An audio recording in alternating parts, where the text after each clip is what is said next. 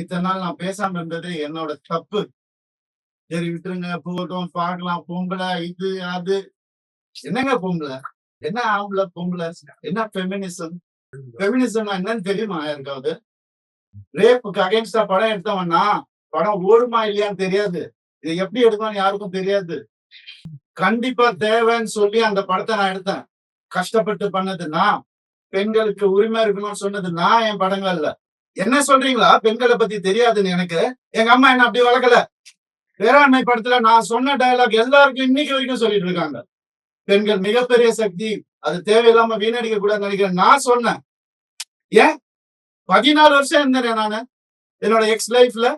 அப்பெல்லாம் சொல்லி அவர் கடவுள், அவர் திட்டினதே கிடையாது. நான் தான் திட்டுவேன். எல்லா இன்டர்வியூ இருக்கு, எல்லா எவிடன்ஸும் வருது, நிறைய இருக்கு. 2 வருஷம் நான் குவைட்டா இருந்தது உண்மை ஜெயிக்கணும், சத்தியம் நிலநாட்டணும்ன்ற ஒரே காரணத்துக்காக தான் நான் குவைட்டா இருந்தேன். எல்லாம் வருது. உங்களுக்கு சர்ப்ரைஸ் வெயிட்டிங்ஸ் இல்லதெல்லாம் வெயிட் பண்ணுங்க. கொஞ்சம் எனக்காக பொறுமையா இருங்க. அதான் ஃபெமினிசம். என்ன நினைச்சிட்டு இருக்கீங்க ஃபெமினிசம்னா? நான் அப்ப நான் யார்? நானும் ஃபெமினிஸ்ட் தாங்க. எப்படிங்க என் குடும்பத்தையே நான் அகைன்ஸ்டா எப்படிங்க பேசுவேன்? 14 வருஷம் பேசலையே, பொறுத்துக்கிட்டேனே.